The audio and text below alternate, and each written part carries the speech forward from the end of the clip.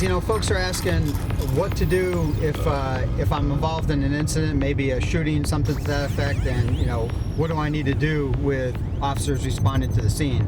And there's definitely some things you need to know, and certainly some things you don't want to do. So I just want to kind of talk about that a little bit. So let's say, for instance, you get in some type of altercation, and it's a worst case scenario, and maybe some shots have been fired, maybe there's somebody injured, something like that. Obviously, there's going to be first responders, meaning police, ambulance, fire, all that stuff. And typically, it's the police who are going to be the first there because they're already out on the road working it.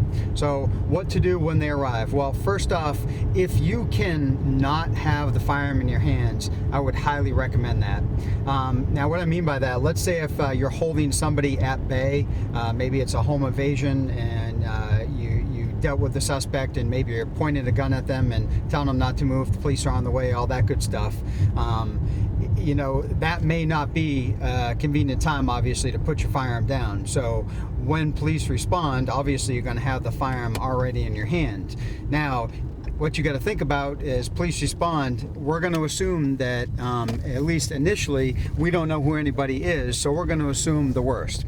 So we're going to assume that everybody is possibly a suspect because we don't know what we're walking into, and sometimes we get ambushed out there.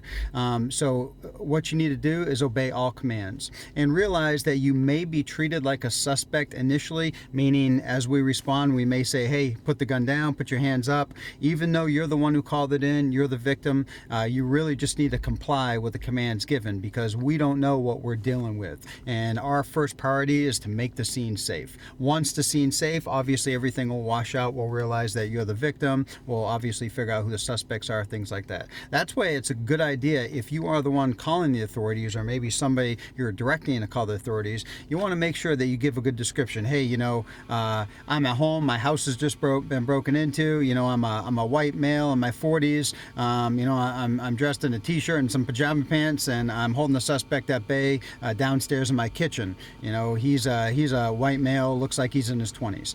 So as much information as you can give, the better. Now, when they respond, obviously, like I said, you want to comply. If it's more like it's something on the street, maybe an altercation, maybe shots were fired, something like that, and you don't need to have your gun out, my recommendation would either be to have that gun secured in a holster or maybe just placed at the ground. So when police show up, the gun's secured in your holster. It's not out in your hands, or it's simply on the ground. And it wouldn't be a bad idea to maybe have your hands up when officers respond and just let them know, hey, I was the one who called. I was the one who called about shots fired. Make that known. They're going to start asking questions, investigate the scene. And like I said, the first priority is to make the scene safe. So realize you may get confronted with a little bit of aggressive communications just because we just don't know who anybody is. You may even get proned out, laid on the ground. You're likely going to get searched and all that stuff. And then obviously, like I said, eventually we're going to figure out who the good guy is and who the bad guy is, and then take it from there. But really, the best advice I can give you is to comply 100%. That is not going to be the time, right, wrong, or indifferent.